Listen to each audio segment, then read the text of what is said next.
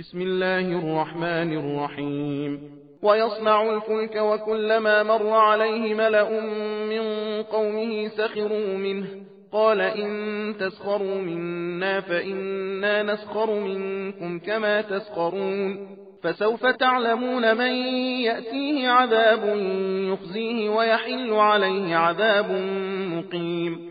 حتى إذا جاء أمرنا وفارت النور قل نحمل فيها من كل زوجين اثنين وأهلك إلا من سبق عليه القول وما آمن معه إلا قليل. وقال اركبوا فيها بسم الله مجريها ومرساها إن ربي لغفور رحيم. وهي تجري بهم في موج كالجبال ونادى نوح ابنه وكان في معزل يا بني اركب معنا ولا تكن مع الكافرين.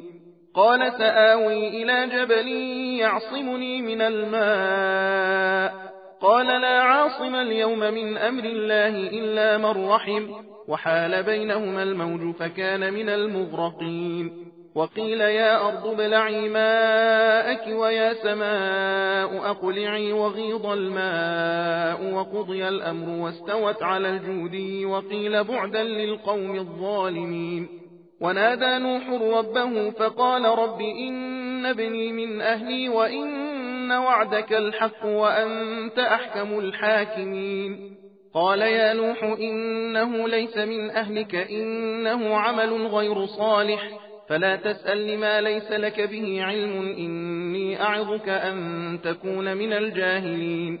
قال رب إني أعوذ بك أن أسألك ما ليس لي به علم وإلا تغفر لي وترحمني أكن من الخاسرين.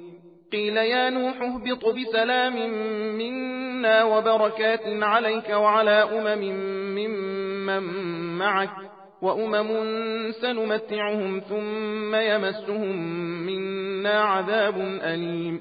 تلك من أنباء الغيب نوحيها إليك ما كنت تعلمها أنت ولا قومك من قبل هذا فاصبر إن العاقبة للمتقين.